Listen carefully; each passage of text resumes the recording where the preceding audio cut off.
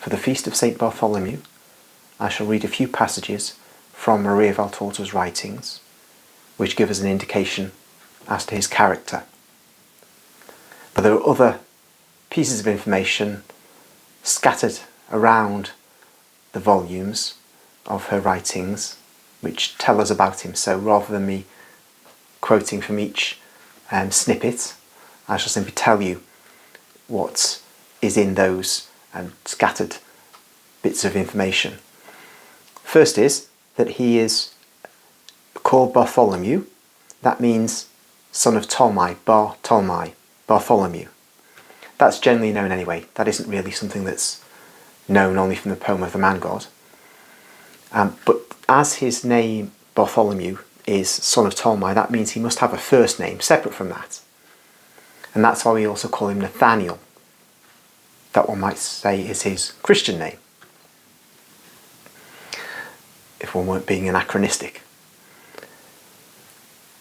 But interestingly, one actually gets to perceive that Bartholomew and Nathaniel are the same person from an examination of the Gospels, and how you often see, for example, Bartholomew associated with St Philip, another apostle.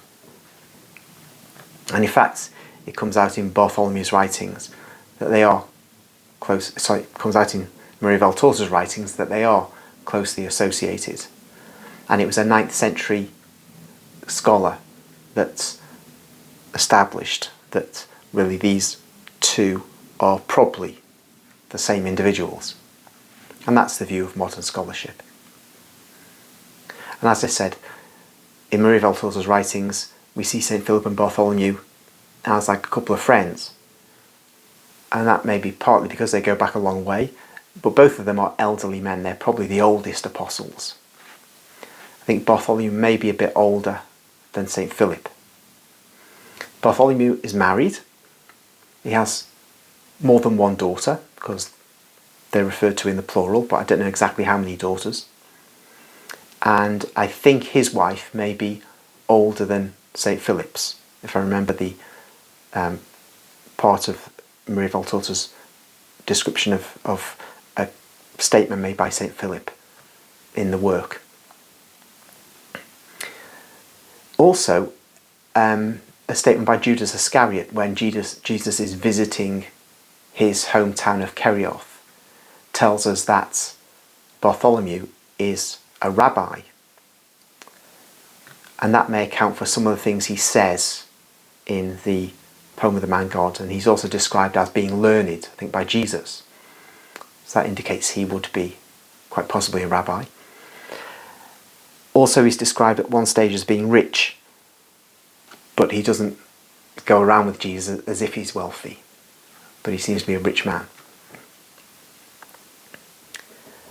And he also is noted for being a very traditional man, which would accord with his status as a rabbi.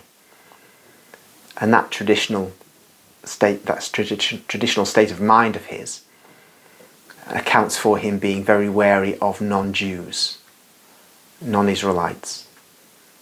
And that is attested to when Jesus is in the north of the country, amongst the Samaritans. There's a particular conversation that takes place where Bartholomew is not at all comfortable, even though he knows Jesus and accepted Jesus has come for them as well. It seems that Bartholomew has a hard time integrating them into the divine plan in his own mind. So now I'm going to read from a chapter where we see something of Bartholomew's character and how his affection for Jesus is very deep, despite his awareness of his own limitations. This particular scene needs a setting, though. There are two characters that you won't really know about if you merely read the New Testament. One of them you may be familiar with. The name is Syntyche. She's mentioned by St Paul as having being in some disagreement with another woman, I think Eudoxia, but I'm not sure if that's the name. And St Paul is urging them to resolve their differences. Syntyche was a Greek slave girl that escaped, and Jesus hid her amongst the apostolic group, amongst the holy women, until everything had blown over and the Romans were no longer looking for her. She was a slave, but was going to be a sex slave of a particular Roman. Another one you will not have heard of will be a man called John of Endor. He is a man who is encountered by Jesus when he takes the apostles to Endor. Those familiar with the Old Testament will know that's the fateful place where King Saul went against God's will as given by the prophet Samuel to a witch, the only one who seemed to have managed to remain in the land, all the others having been expelled. He goes there for divination. He wants to know, I think, his fate, because God is no longer speaking to him. And Samuel comes up and chastises him for disturbing him. So Samuel's fate is, Samuel then tells King Saul that his fate is sealed effectively.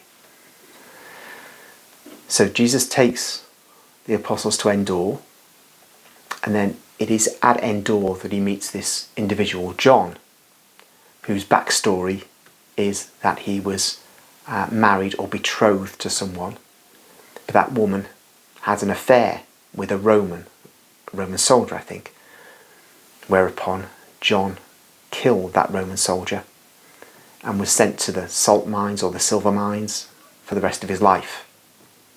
But he escaped and has effectively been on the run ever since. And he actually now makes a living by producing eggs from chickens that he then sells to the Romans, with whom he gets on well, because they obviously don't know who he is. But John is deeply embittered about people because of his past, because of what happened to him. And Jesus, over the course of time, cures that.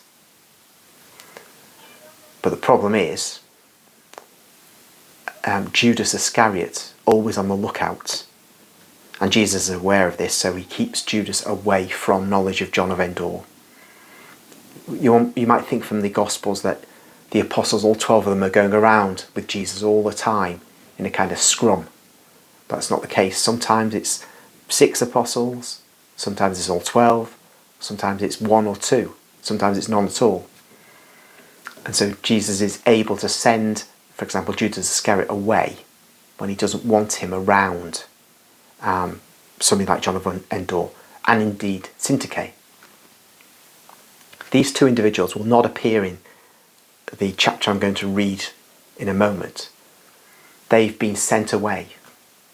Jesus did not want to do this, particularly in relation to John of Endor, because John deeply loves Jesus and Jesus loves John, and they are Jesus knows that John is dying. He's sick at this point, so Jesus would like John to die with the apostles and Jesus close by, but it isn't possible because of Judas's machinations, which may lead to the Sanhedrin or senior Jews causing terrible trouble. And it's, as Jesus has said once in the Gospel, this is not my hour, and this is not his hour. So he secretly, with some of the apostles like St Peter, sends John and Syntyche to Antioch. Syntyche has really been sent there not just because of things becoming risky due to Judas Iscariot's spying activities, where he reports back to the senior forces in the temple, but Syntyche has been sent also to look after John of Endor as he becomes more and more sick. And in fact, this depresses Jesus, upsets him greatly that he has to do this. And one thinks, well, John of Endor, he does die in Antioch. But we learn subsequently that Jesus did visit him at his last moments. Maybe more than once, I'm not sure. So that is how John of Endor still retained a closeness to Jesus, despite being many, many miles away in another city, in another country. So now I shall read from the chapter which has followed upon that removal of these individuals away from the apostolic group. It's chapter 331, stating that Bartholomew has understood and suffered. A vision given to Maria Valtorta on the 17th of November 1945.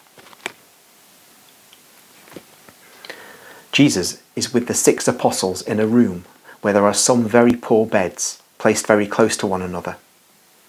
The free space is barely sufficient to let them go from one end of the room to the other. They eat their very plain food sitting on the beds, because there are no chairs or table in the room. At one point, John goes and sits on the windowsill to be in the sunshine. That is why he is the first to see Peter, Simon, Philip and Bartholomew coming towards the house. He shouts to them and then runs out, followed by all the rest. Only Jesus remains inside, and he stands up and turns towards the door. The new arrivals come in. It is easy to imagine the exuberance of Peter, as it is easy to imagine the deep respect of Simon Zealot. But the attitude of Philip, and particularly Bartholomew, is a real surprise. I would say that when they come in, they look afraid and worried. And although Jesus opens his arms wide towards them to exchange the kiss of peace, which he's already given Peter and Simon, they fall on their knees and bend their foreheads to the floor, kissing Jesus' feet, and they remain thus, and Bartholomew's stifled sighs indicate that he is weeping silently on Jesus' feet. What is worrying you, Bart? Are you not coming to be embraced by your master? And you, Philip, why are you so timid? If I did not know that you are 2 honest people, in whose hearts no wickedness can dwell, I should suspect that you are guilty. But it is not so. Come, therefore. I've been waiting so long to receive your kisses and see the limpid look of your faithful eyes. So have we, Lord, says Bartholomew, raising his face on which tears shine. We have desired nothing but you, and we have been wondering how we might have displeased you to deserve to be kept away from you for such a long time. And we thought that it was unfair. But now we know. Oh, forgive us, Lord. We ask you to forgive us. I in particular, because Philip was separated from you because of me. And I have already asked him to forgive me. I am the guilty one. I, the old Israelite, who is so reluctant to change and who has grieved you. Jesus bends and forces him to stand up, as he forces Philip, and he embraces them together, saying, "But of what are you accusing yourself? You have done nothing wrong. Neither has Philip. You are my dear apostles, and today I am very happy to have you here with me, reunited forever." "No," says Bartholomew. "For a long time we have been unaware of the reason why you rightly distrusted us, to the extent of excluding us from the apostolic family. But now we know, and we ask you to forgive us. And I in particular ask you, Jesus, my master." And Bartholomew looks at him, full of anxiety, of love and compassion. Old as he is, he seems a father who looks at his afflicted son and scans his face thinned by grief, which he had not noticed. Neither had he noticed how that face had thinned and aged, and fresh tears streamed down Bartholomew's cheeks, and he exclaims, "But what have they done to you?" What have they done to us to make us all suffer like this? An evil spirit seems to have come among us to upset us, to make us sad, weak, listless, foolish, so stupid that we did not understand that you were suffering. On the contrary, we increased your suffering through our meanness, dullness, respect for public opinion, and our old humanity. Yes, the old man has always triumphed in us, and your perfect vitality has never been able to renew us. That is what disturbs me. Notwithstanding all my love, I have not been able to change, to understand you and follow you. I have followed you only with my body, but you wanted us to follow you with our souls, to understand your perfection in order to be able to perpetuate you.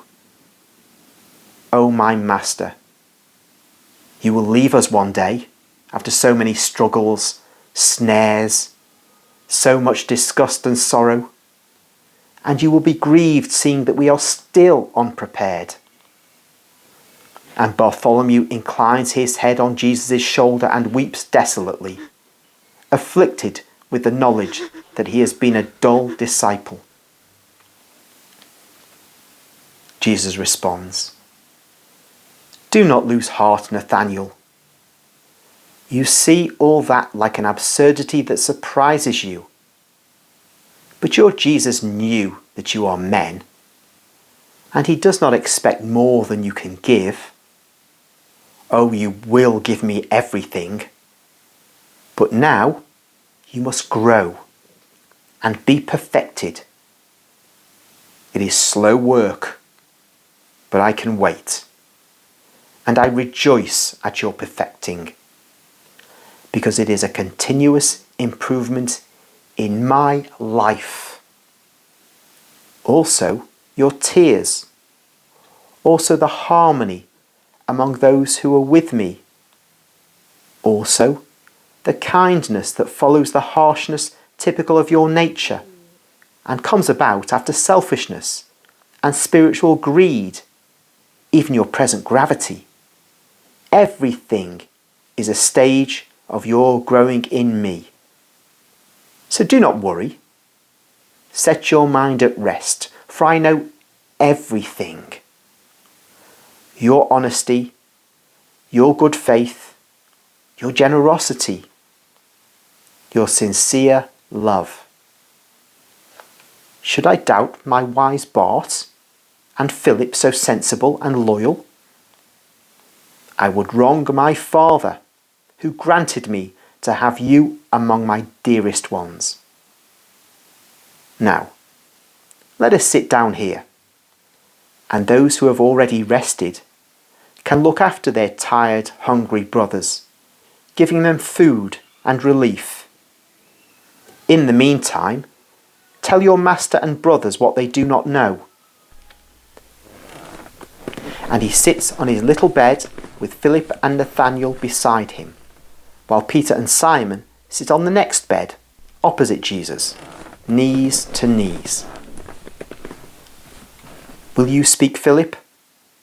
I have already spoken, and you have been more just than I have all this time," says Bartholomew. "Oh, Bartholomew," responds Philip, "just?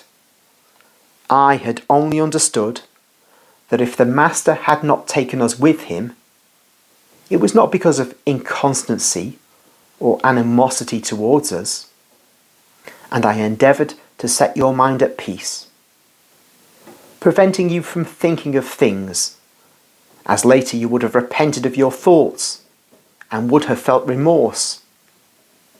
I had one remorse only, for preventing you from disobeying the Master when you wanted to follow Simon of Jonah, who was going to Nazareth to get marjoram.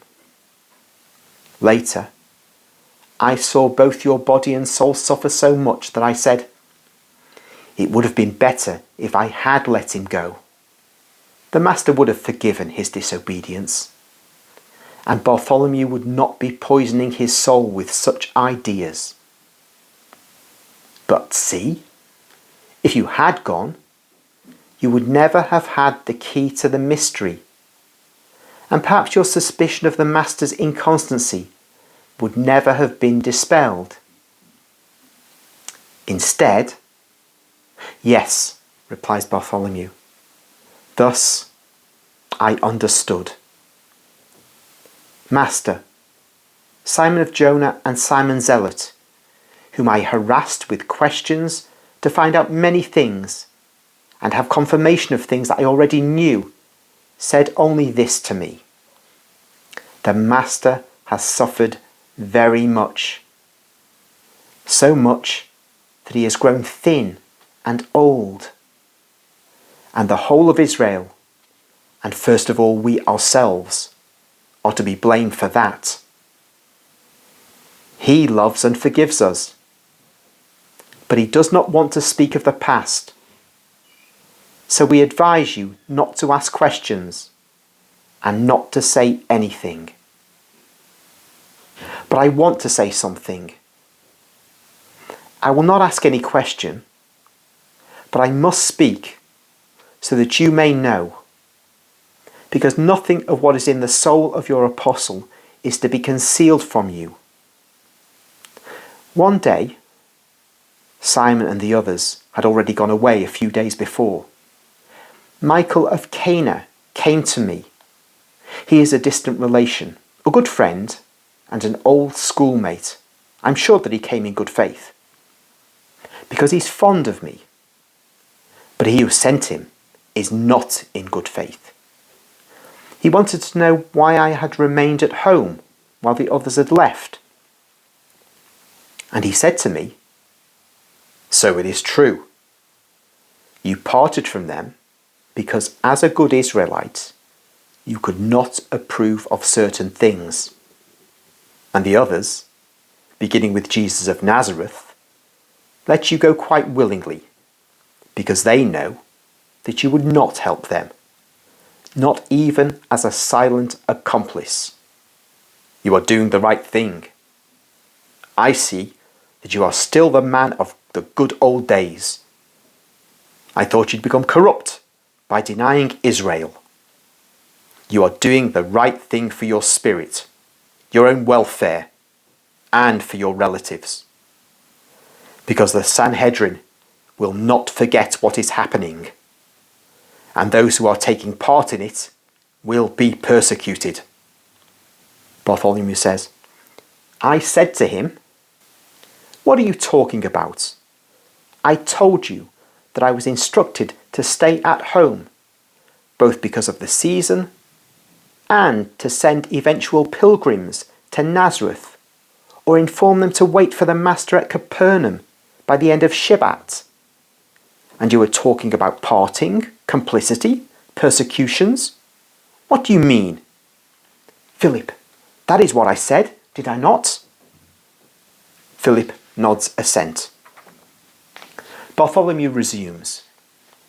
Michael then told me that it was a known fact that you were rebelling against the advice and order of the members of the Sanhedrin by keeping John of Endor and a Greek woman with you. My lord, I am grieving you, am I not? But I must tell you, I ask you, is it true that they were at Nazareth? Jesus replies, yes, it is. Is it true that they left with you? Yes, it is. Philip, says Bartholomew, Michael was right. But how did he know? Philip replies, that's no problem. It's those snakes who stopped me and Simon and goodness knows how many more. The usual vipers, says Peter, impulsively. Jesus instead asks quietly, did he not tell you anything else? Be sincere with your master, to the very end. Bartholomew replies, nothing else. He wanted to know from me, and I told Michael a lie. I said I will be staying at home until Passover. I was afraid he might follow me. Or, I don't know, I was afraid I might injure you. Then I understood why you had left me. You realised that I was still too much of an Israelite. Bartholomew begins to weep again. And you had doubts about me. Jesus responds, no, absolutely not. It was not necessary for you to be with your companions at this particular moment. Whereas you were necessary, and you can see for yourself, at Bethsaida. Each man has his mission. Every age has its work. No, says Bartholomew. Don't put me aside because of work, Lord. Don't worry about that. You are good, but I want to be with you.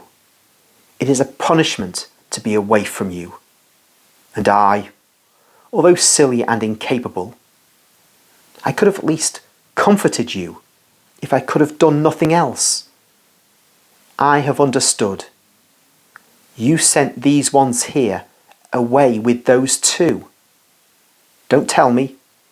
I don't want to know, but I feel that it is so, and I say so. Well, in that case, I could and should have been with you. But you did not take me to punish me for being so reluctant to become new.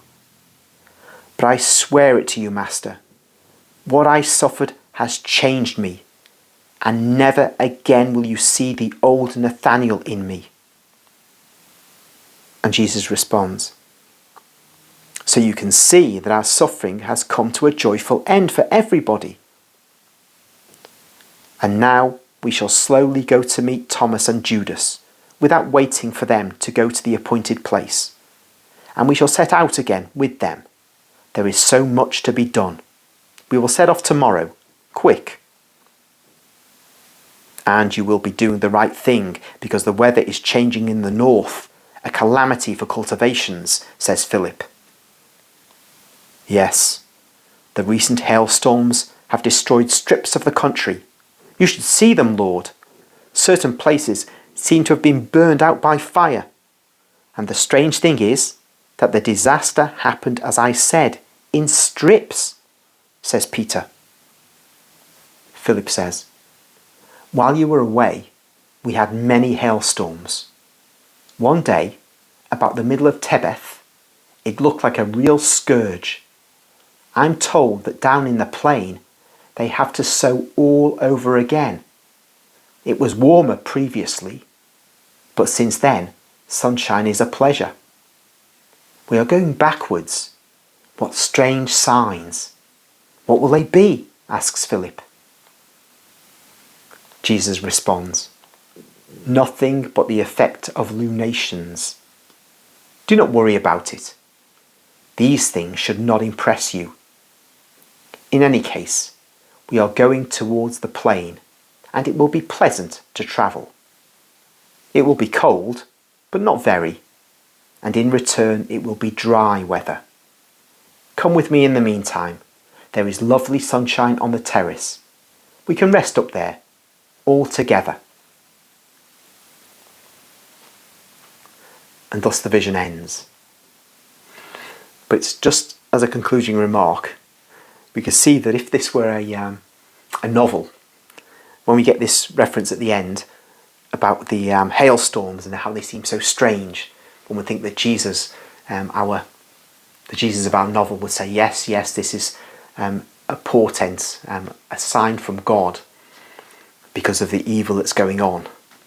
But actually Jesus just knocks that back. It's not the first time when a character, an apostle, has a thought that something is really a supernatural matter, and that Jesus says, no, it's not. It's just normal, just ordinary stuff. Here he's basically a natural phenomena. And that seems to me to give a kind of indication of the authenticity of this work. If all I've read so far, particularly in my first dozen or so videos, hasn't convinced you.